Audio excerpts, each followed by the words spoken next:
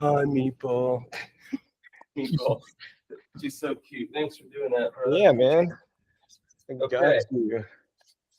Well, let's kick things off. This is week 11, if you can believe it, of SEC1337. We're going to be talking about data security. So data is everywhere. And there's this thing called a database. And a database is just a collection, I'm not going to even write, of rows and tables with, different values in it. So normally this is like the crown jewels of an organization, because if you get the database, sometimes you can get the passwords, emails, all the PII you want. That's ultimately like the end goal of most of these adversaries. So we must use defense in depth to protect these databases above all costs. This is the crown jewels of an org. So we start at the most innermost point. We talk about schema level security. So the schema is literally the values in the cells of the rows and tables. We want to encrypt them.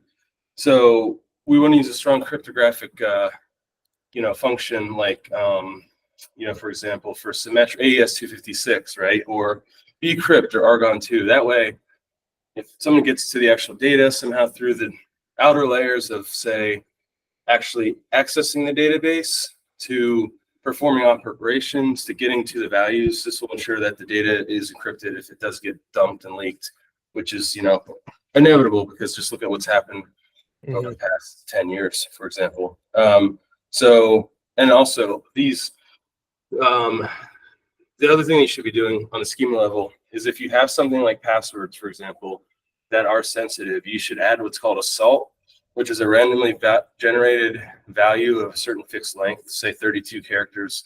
You append that to the password, and because of that, if somebody uses a weak password, they're not going to necessarily be able to derive it based off of the hash. So when you look at the hash, if the password's known, like password, no matter what hashing algorithm you use, it's going to be known. The salt creates like randomness. It's not, it doesn't substitute good passwords, because ultimately they can break up the constituent hash and all that. But if you're using password-based key derivation functions, that's important that you do that. So then we move kind of out to we move outside of the schema. How do we protect like accessing the database? So again, we need defense in depth. We need to actually encrypt the database. So like if it's living on disk, if it's a SQL, NoSQL, any kind of format, that database should be encrypted. It shouldn't be possible for you to just access it. You should use PGP or authentication rather, with like strong two-factor authentication. So just to be able to access the database, you need some kind of like identity access management, authentication, authorization, just to do things. In an ideal world, individuals shouldn't be accessing the database. This should be through automation, through things like Lambda functions, RDS, any number of ways in which people don't touch the database. Because more often than not, people screw up. They'll accidentally insert the wrong values. Maybe they overwrite a complete column of passwords, and then nobody can log in. There's any number of bad things that can happen with humans. So we want to automate as much as we can, typically with like Terraform and stuff.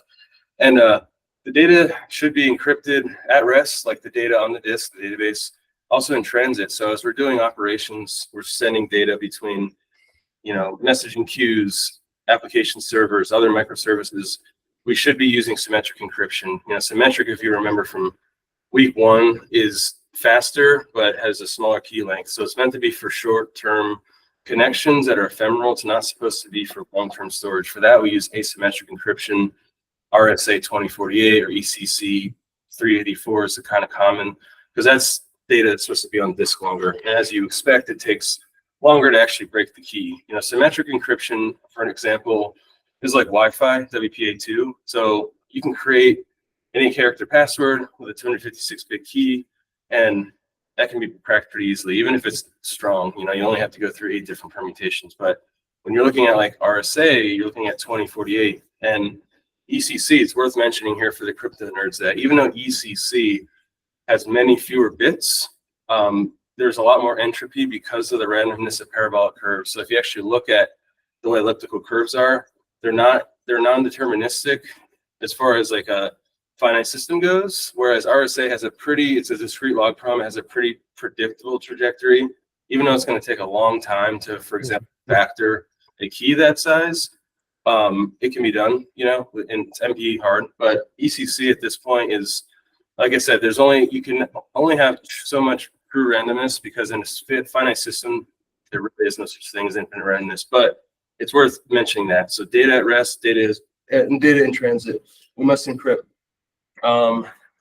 Cool. And then kind of as we go layer above that, I sort of alluded to it, beyond the database, we need authentication. So if we're going to allow for, say, Lambda functions or service accounts to access it, it should be using some kind of like limited service principal role, so that it manages least privilege, right? So the service account should only have just enough access. Scope the permissions down to just what the database, or what the function or Lambda function needs to do. So if the Lambda function simply needs to read database, send it to a message queue or an email, don't allow it to write, don't allow it to do all these additional operations. This is where people get screwed, in the nuclear option, because they go to the nuclear option rather. Oh wait, that would make sense if I do this here. Hey, anyway, so to Justin's. Again, one of the top 3 concerns or reasons for breaches is overly permissive accounts, admin accounts that have been sitting around, database credentials that are static, any number of things that are overly permissioned. So make sure we have authentication, and it's 2-factor. So this is really cool service called StrongDM. StrongDM is like a zero trust model to accessing databases, primarily for like users, and it doesn't require you to have like a VPN, for example. You can just set up like a sort of a reverse proxy, and it requires like Duo for push, or any like, what's the other one? One login, or ForgeRock, any number of different things. So that's important. And authorization, remember, authentication says you are who you say you are. Authorization says you can do what you claim you should be able to do. So just because you can authenticate doesn't mean you should allow people to do all the things. Like I said, scope the permissions such that they can do what they need to, but nothing more. And it's going to take more time, but it's worth it, right? Again, nuclear option means people do too many things, and it's often harder to go backwards. Just like when you lose your rights to the government, it's really hard to get them back, So try to like work up to that point. And so within AWS, for example, we have this whole concept known as IAM, Identity Access Management, which I think is next week. All that has to do with is like the various types of permissions and schemes and things we can apply to users, entities, service accounts, resources. It's so complex that people at AWS don't even understand it. I remember when I took the Certified Solutions Architect exam with the instructor, he's like, IAM is a big black box, but when it was started early on, the people didn't really explain it, and so we kind of built on top of it. So as my dad would say, you built it on top of a brick shit house, or whatever. So that's essentially IAM. And then Google is a little better, but the challenge here is just the fact that there are so many actions that can be performed. And again, if you have to scope them, if you have to go through individually, and there are tools that allow you to audit these and automate it, like SailPoint and stuff, but it's a hard problem to solve. And I would say data security in general is probably the most difficult problem. Nobody's quite hit the nail on the head as far as what to do with it. But we're doing our best. So yeah, and AWS has a series of like complex capabilities. So you can limit every particular action it can do in a service, say remote or relational database service, EC2, S3. And so it allows you to like use this, AWS permission generator. There's a variety of tools that can do this for databases specifically, but it's important to focus on it. And then beyond that, we want to leverage capabilities like data masking, obfuscation, and anonymization. And what needs to happen there, I just realized it's sort of pitch static on the TV. That's on purpose. No. So data like masking is the idea that if we put it in the database, it should, and somebody needs to read it for like social security number, it should only be possible for them to see the last 4 digits, right? Or something to verify. The user, like the person on the phone that's calling into the agent should not have like complete access to all the underlying information, because what happens if they get socially engineered and breached, And there's some interesting companies trying to solve this problem, like Cloaked and I forget another one, but they're looking at ways to allow you to just access data, but anonymize it, So another example is, let's say we have a huge voter registration database, and we want to provide the data, to governments and municipalities, but we don't want to breach individual privacy. So we kind of we remove the identifiers and we still provide access to the data such that we can understand the bigger picture. It's like, okay, this particular voting block votes Democrat, Republican, we can still draw meaningful conclusions, by anonymizing it. And obfuscation is like simply a matter of, it's not, security through obscurity isn't security, but, we can do things like, a simple obfuscation code in the data. Let's say we want to run it through like an encoder, like base64. That would be obfuscation. It's easily reversed, but we're not going to just immediately have the data be available and so that somebody can read over someone's shoulder or look at the database. It will at least take time, because on the surface you want to make it harder to just not be completely transparent. So that's essentially what masking, obfuscation, and anonymization are for. And then you get into more complex topics, and this is where the theoretical realm exists, because people are trying to solve this problem. So the first kind of new idea is differential privacy.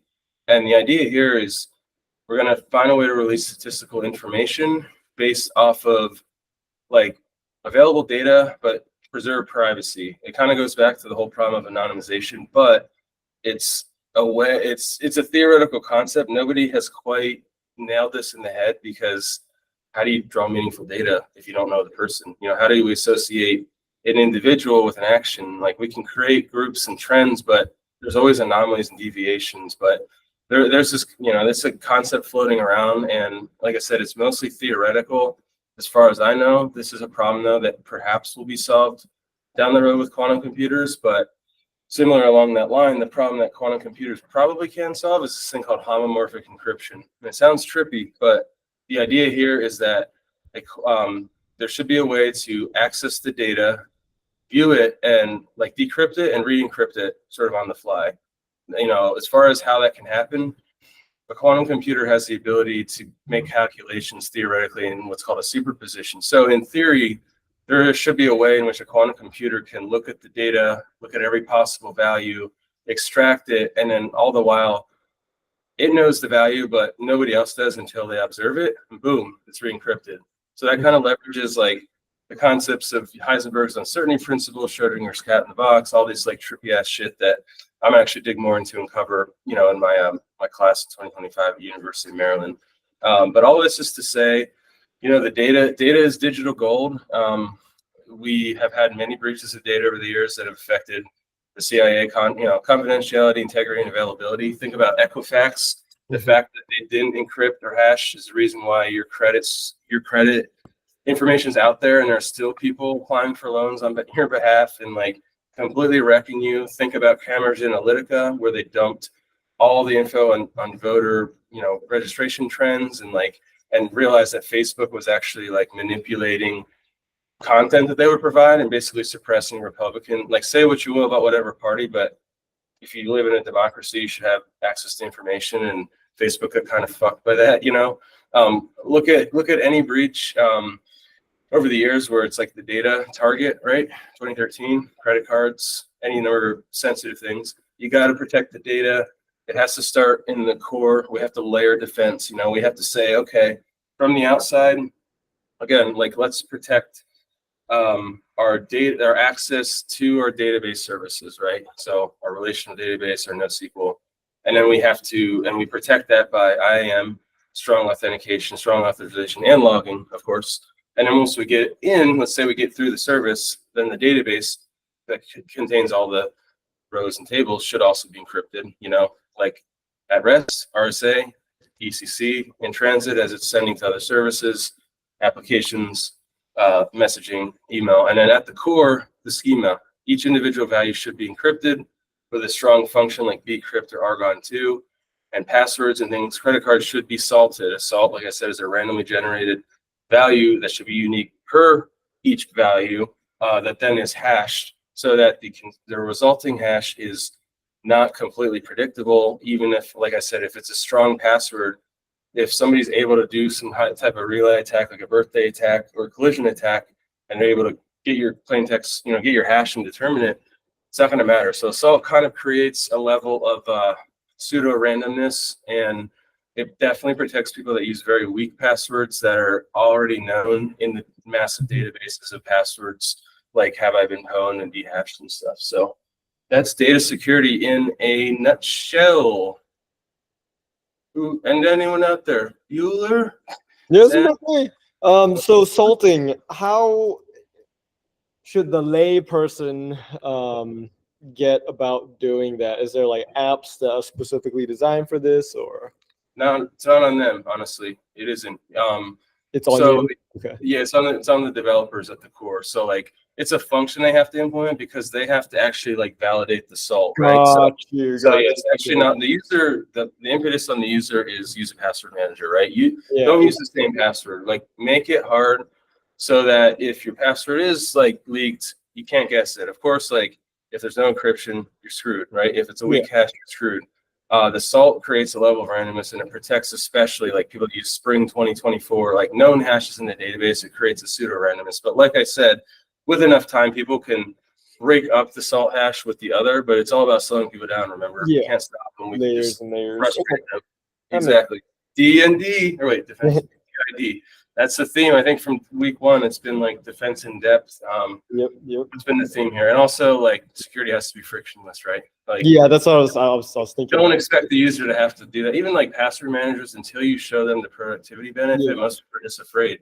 But you know, Keeper literally starts two-factor. It makes you more productive and more secure. You know, it's a win-win. Hey, Jennifer, how you doing?